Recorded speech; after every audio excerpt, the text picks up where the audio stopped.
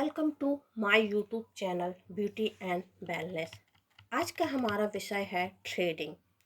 आज हम थ्रेडिंग के विषय में आपको जानकारी देंगे। जैसा कि आप इमेज में देख ही रहे हैं कि अलग अलग चेहरे के आकार से अलग अलग आकार की थ्रेडिंग की जाती है। आईब्रोज चेहरे के आकार से ही दी जाती हैं। यहाँ पर कुछ डेफिनेशन वगैरह दी गई हैं। जैसा कि मैं बता सकती हूँ कि प्राचीन ज़माने में स्त्रियाँ हल्दी, आटा एवं जड़ी बूटियों का इस्तेमाल थ्रेड बनाने के लिए किया करती थी। वैसे ही आधुनिक भारत आते आते थ्रेडिंग बनाने के लिए कई चीज़ों का उपयोग किया जाने लगा। उन्हीं में से एक है थ्रेडिंग।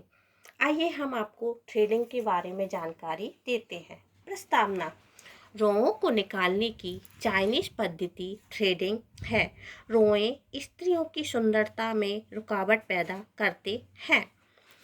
इसके लिए पुराने जमाने में स्त्रियां आटे और हल्दी जैसी जड़ी बूटियों का उपयोग करती थीं। आज इस समस्या को हल करने के लिए अनेक उपाय हैं, जिनमें से एक उपाय है थ्रेडिंग। थ्रेडिंग कहाँ कहाँ इस्तेमाल की जाती है और थ्रेडिंग में इस्तेमाल की जाने वाली चीज़ें क्या क्या होती हैं, हमें इन सब की जानकारियाँ होना चाहिए। थ्रेडिंग में इस्तेमाल की जाने वाली चीज़ें क्या क्या हैं, जैसे कि टैल्कम पाउडर, कॉटन रुई, 40 नंबर का धागा, ऑस्ट्रीजेंट एवं कैंची आवश्यक चीज़ें होती हैं जो थ्रेडिंग बनाने में इस्तेमाल की जाती हैं। अब हम जानेंगे कि थ्रेडिंग कहाँ कहाँ की जा सकती है। आईब्रोज यानी कि भौहें, अपर लिप्स यानी कि ओंठ के ऊपर का भाग, फोरहेड यानी माथा, साइड ब्लॉक कान और गाल के बीच का भाग, चिन यानी कि दाढ़ी। अब हम जानेंगे कि थ्रेडिंग करने से पहले हमें क्या क्या बातें ध्यान में रखनी चाहिए। जैसा कि आप जानते हैं, वैक्सिंग करने के बाद जो कुछ रोएं बच जाते हैं वे केवल थ्रेडिंग से ही निकाले जा सकते हैं, क्योंकि वैक्सिंग करने के बाद अगर हम वैक्स बार बार लगाएंगे तो हमारी स्किन रेड हो जाती है और अगर कुछ ही रोएं रह गए हैं तो वह हम थ्रेडिंग के द्वारा निकाल सकते हैं। अगला है, थ्रेडिंग करने से पहले टैल्कम पाउडर लगाना जरूरी है। थ्रेडिंग करने में खिंचाव हो तो धागे को गीला करके थ्रेडिंग करें, जिससे खिंचाव नहीं होगा और दर्द भी कम होगा। अब हम जानेंगे आईब्रोज थ्रेडिंग के बारे में। सबसे पहले 40 नंबर का धागा लें। पैर पर जहाँ रोएं बढ़ गए हों वहाँ पेन से आईब्रोज के अलग अलग प्रकार के आकार बनाएं और फिर धागे का एक छोर मुंह में दबा लें और दूसरे हाथ से धागे के बीच से 4 या 5 फंदा लगाएं।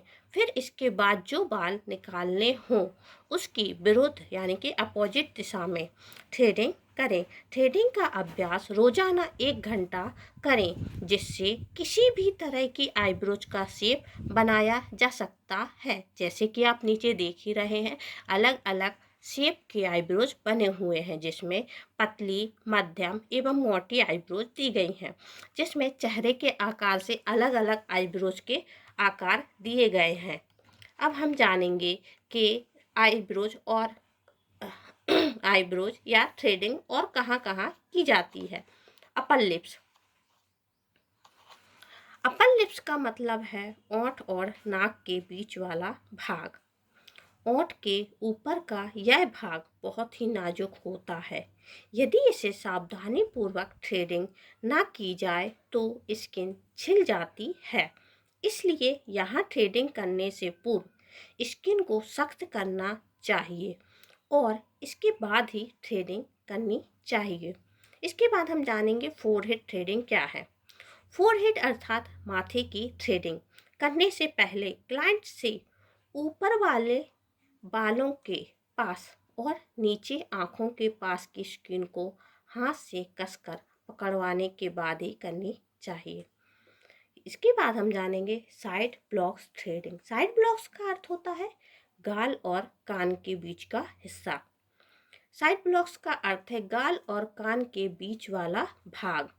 साइड ब्लॉक करने से पहले क्लाइंट या ग्राहक से गाल और कान के स्किन को कसकर पकड़वा लें।